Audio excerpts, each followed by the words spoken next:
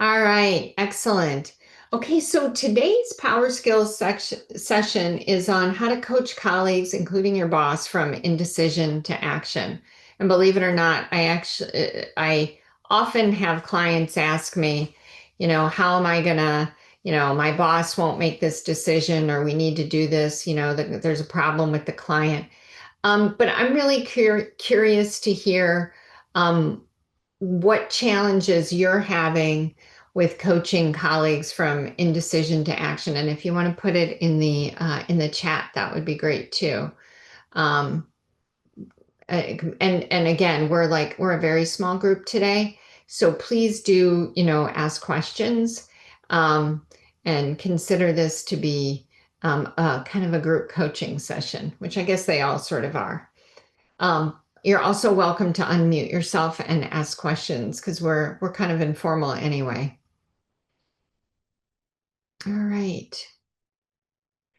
So what I want to do is just go over the resources again that you have, and then how to utilize the coaching model so that you can move colleagues from individual to action, and then obviously our questions. Um, So, wanting to, I want you to remind you to stay out of your asserter shadow so that your colleagues can grow and develop, and then to improve your coaching ability and your capacity to support others in addressing challenge. And I see one comment um, in the uh, in the chat about bottleneck for decisions, not caused by reportees, but presumably by more senior leadership. And again, that happens like quite a bit. Anybody else have any? And again, if it's easier for you just to come off mute, please do. Any other topics or specific challenges? And we'll cut this part of the audio out if you like in the recording. Anybody? Okay. All right. Well, I want to remind you that you have your workplace toolkit. So, because we're going to spend a lot of today going over the coaching model and how to use the coaching model. Um, Remember that you've got the card. So, in particular, the coaching card, it's got the model on the front, and you've got the questions on the back side. So, when we talk about how to coach somebody from indecision to action, what we're really talking about is helping them to kind of sort through the mess that's in their head about all the decisions and all the challenges and all of their shadows, right? Because that's what's holding them back, and to wade through the options so that they can make a decision that they're really feeling confident about. So, in part, what we're talking about, like if you just remember our collaborative approach, which is built out in the workbook, we're talking about step 3, which is about achieving commitment. So, achieving commitment is really about understanding, getting a definite yes and a buy in, but also getting a clear path forward and an understanding. Um, and then, if you remember the coaching model, so this is a problem solving model. Step 1 and step 5, I like to think of as bookends. Step 1 being this, the what is the focus, what's the topic, the goal, what do you need out of a particular conversation?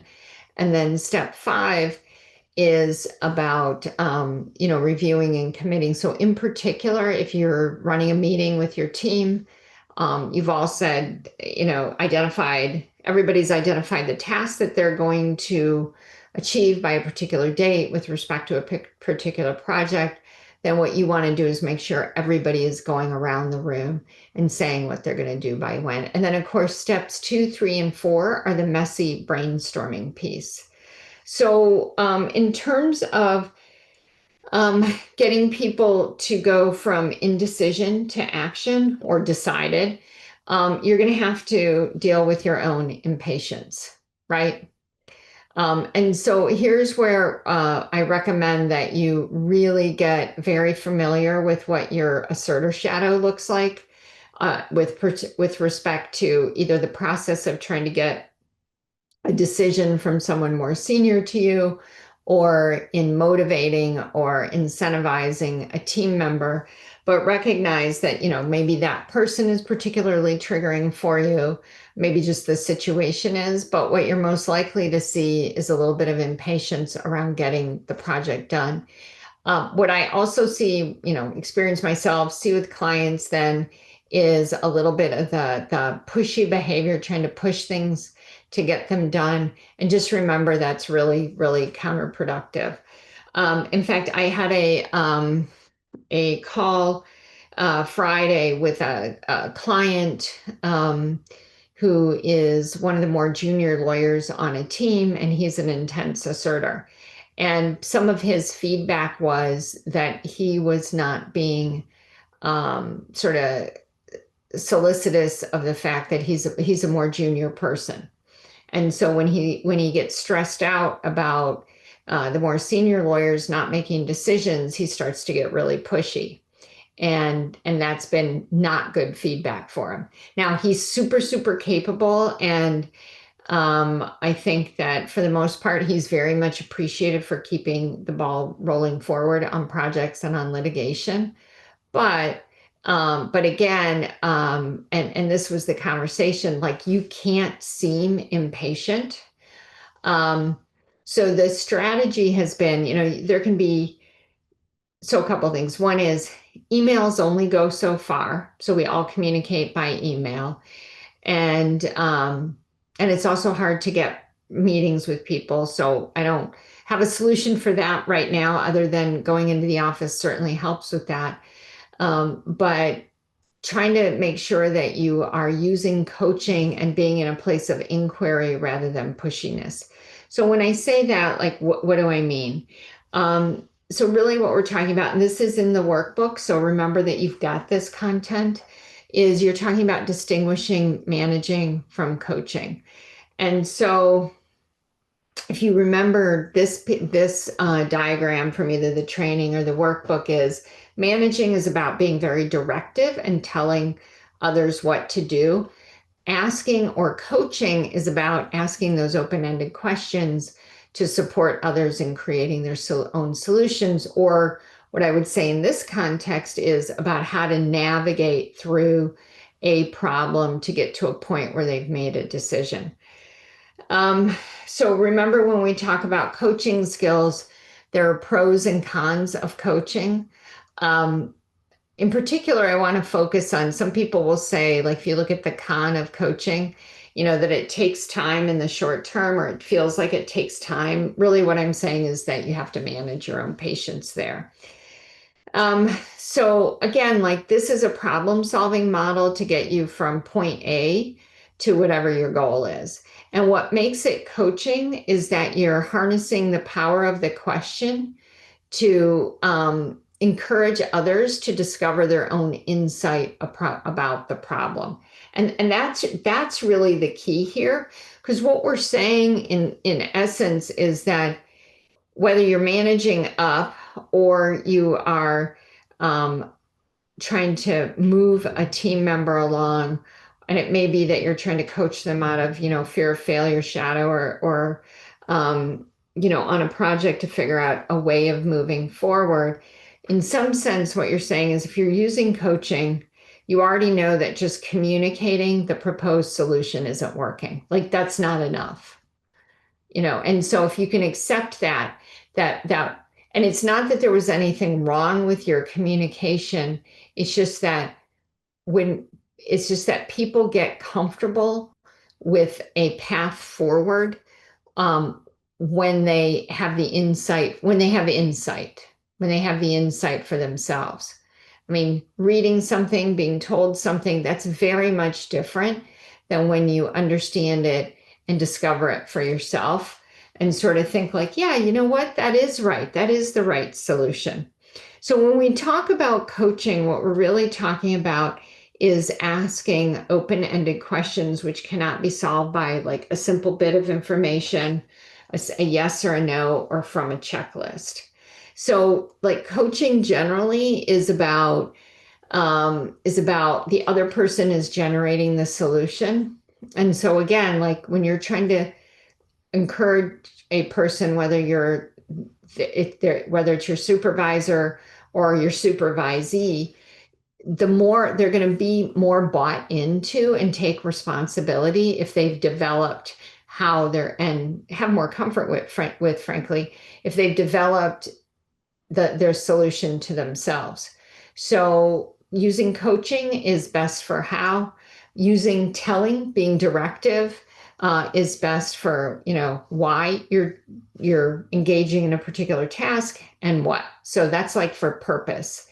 Um, and just to kind of close the loop on this particular graphic, telling and too much telling can be viewed as like authoritative and command and control. But I will say that if you don't have enough clear directives with clear priorities, then the team suffers from not, from not understanding. And we already know from our resilience work that if you aren't clear in your priorities, it's very stressful for people and it creates stress in the environment. So clarifying why, establishing what, perfecting how, and by when through the coaching, those last two, the what and the why by telling. So when you're using coaching, you want to avoid leading questions, loaded questions, should and should not, and words like inconsiderate. So it's using that neutral language. It's the when did you not asking questions like, well, when did you stop coming into the office late? Well, it sort of presumes that you've been arriving late all the time. The should and the should not, I just encourage you to stay away from that because it can sound very judgmental. I also, and by the way, I just took a vacation from in France, so I totally love the little beret today. um, But remember when you're coaching, you're really creating the opportunity for the other person to process the information. And so doing a lot of listening, asking a really targeted question and not interrupting for the most part and letting that person think and process out loud. Um, Whoops, sorry about this. I was updating the slides last night and it looks like I did it twice. Well, it's a really important, so I'm just going to say it twice. Definitely be listening 80% of the time. You also want to make sure I already said this, when I alluded to the coaching skills about loaded questions, should and should not, and language, is make sure that you've got a curious mindset and that you don't come across as being, judgmental. And again, there's that patience piece that's really important. And I will tell you, coaching, I mean, you just have to manage your own assert or shadow, especially if you know that that's where you go. All right. So, um, when to use coaching. So use coaching when you're trying to motivate somebody from indecision to action. It could be one other person.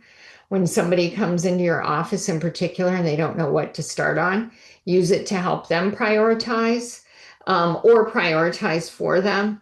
But I can encourage you, even if you're going to do the prioritizing, using coaching as a skill will help give the person more confidence and have them be more bought in. But also when you're leading a team meeting. So following that coaching model, this is what we're going to talk about. This is what our goal is. And this is what we need to take away from the situation. All right, so what I'm going to do is walk through the whole model. I'm encouraging you to ask questions.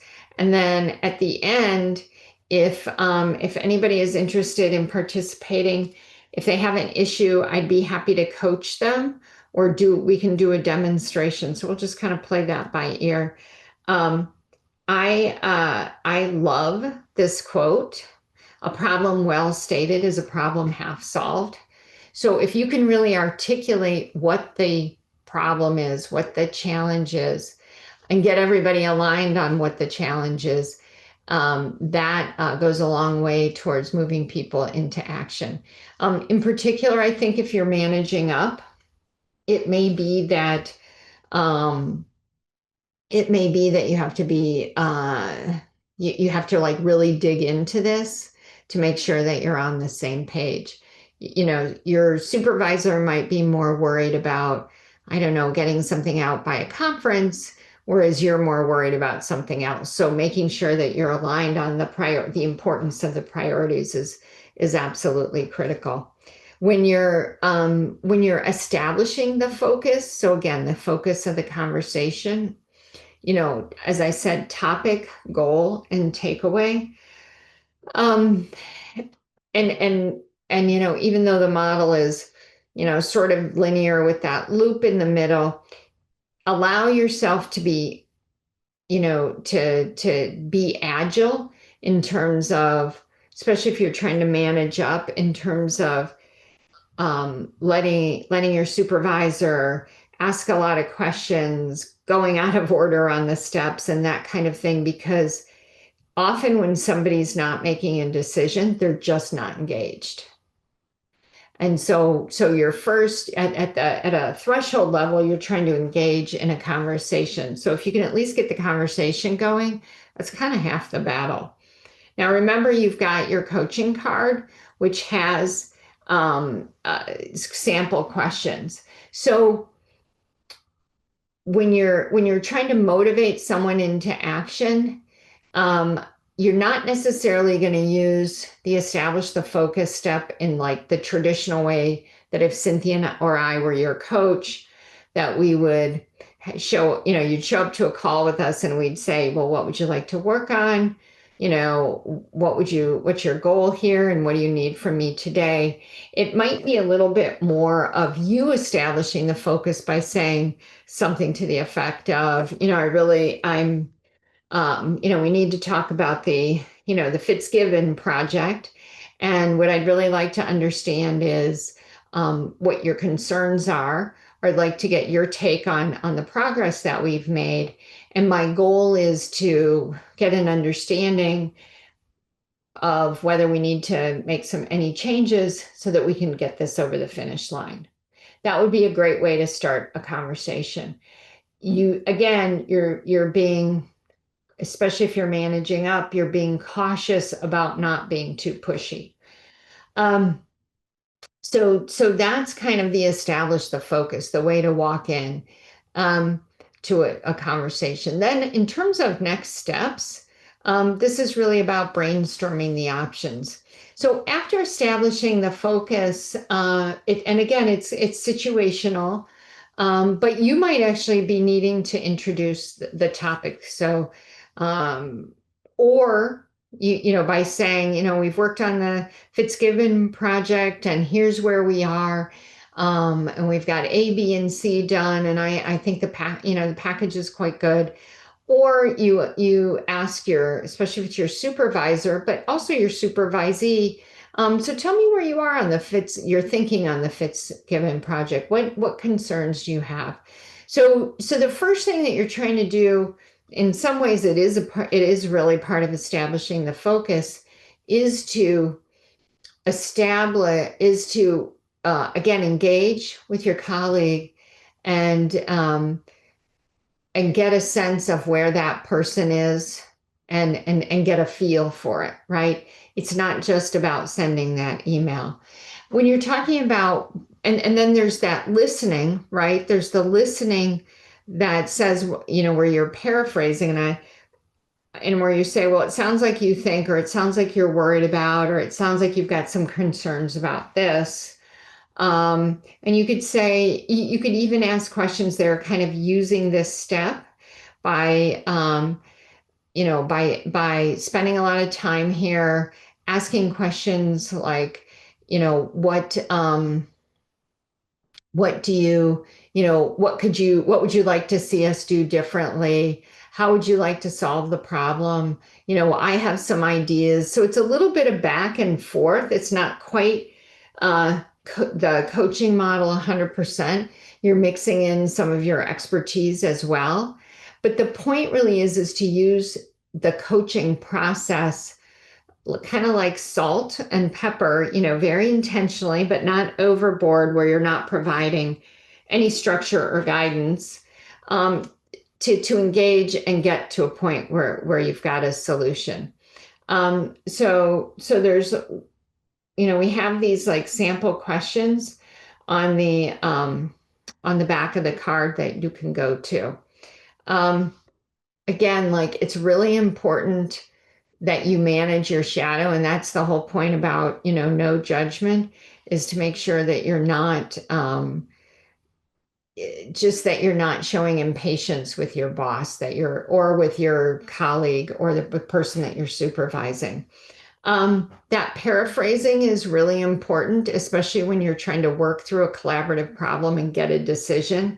What it sounds like again, that it sounds like you're concerned about, it sounds like you think, it sounds like your worry is, because you want to surface that concern, again, whether it's your supervisor or supervisee, and then be able to address that and discuss it.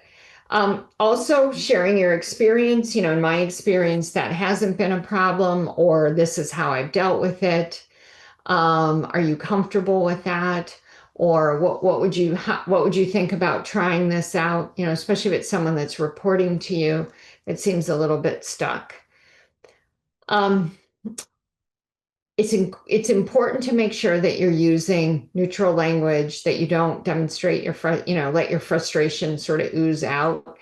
Um, Depending on whether you're doing a real coaching call where you're trying to, or a conversation where you're trying to help someone that generally probably works on your team for you to work through a problem, is making suggestions um, where you're empowering the other person at times to say yes or no. Or there will be times to say, well, I really need you to do it this way because.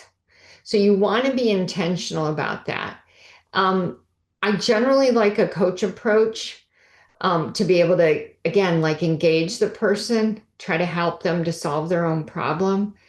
Um, and you can always say things afterwards like, yeah, in my experience, that generally doesn't work because, all the while to make sure that your tone is very positive, so that you're not sort of demoralizing the person about their own contribution. I like staying away from should and should not. I think that's really important. And again, that neutral language is really important. Um, we're not gonna do that as an exercise. I left that in there just in case. Um, but the idea of kind of the beginning of the coaching conversation. So actually, whether it's step one or step two, I mean, it doesn't really matter to me where you want to call it. But what you're really trying to do is like surface a lot of thinking on this, and even spend more time surfacing what's going on in background and that sort of thing. You do have your coaching card to help you, and then there are more questions in the workbook, but to help you to kind of solve the problem. This is ideal for, in particular, when you're working with a supervisee, but obviously modify as needed when you're working with a supervisor and trying to get them to make a decision. Um, Asking questions like, well, what challenges have you seen in the past? What have you done in the past? I mean, it's the same kind of thing, but again, what you're what you're trying to do in both circumstances is to have the other person weed through the problems and their thinking so that a clear path emerges. And that's what's really critical about coaching, regardless of who it is. I mean, again, I've had clients where I've coached them to use, coaching skills with their, 4-year-old, and it works pretty well. And, 4-year-olds like to have their own sense of agency. Um, when you talk about, so step three of the coaching is about the action plan. What are you going to do first? What are essential steps? So again, think about coaching your team member. This is really critical, in particular with someone who, might be in their fear of failure shadow. They're afraid of making a mistake.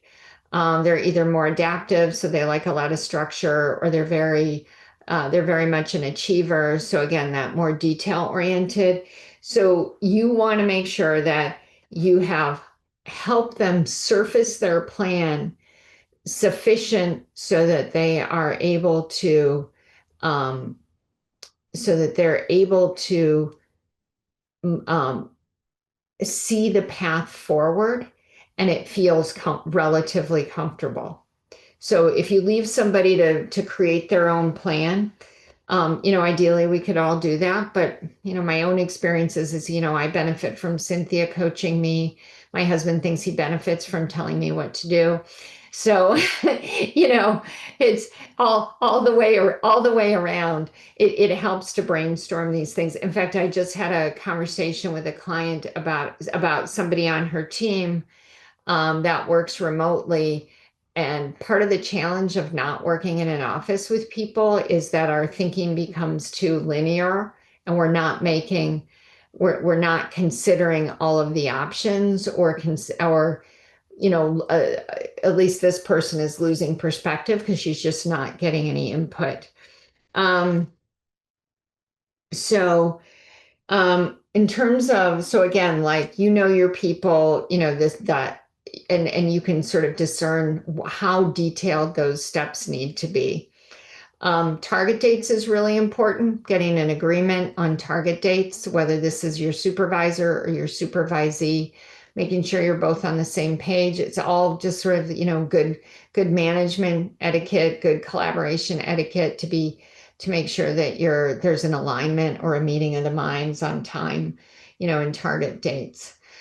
And then, focusing, just to summarize, focusing on the goal, breaking down into steps where necessary, and setting target dates. And of course, on your coaching card, you've got some sample questions there.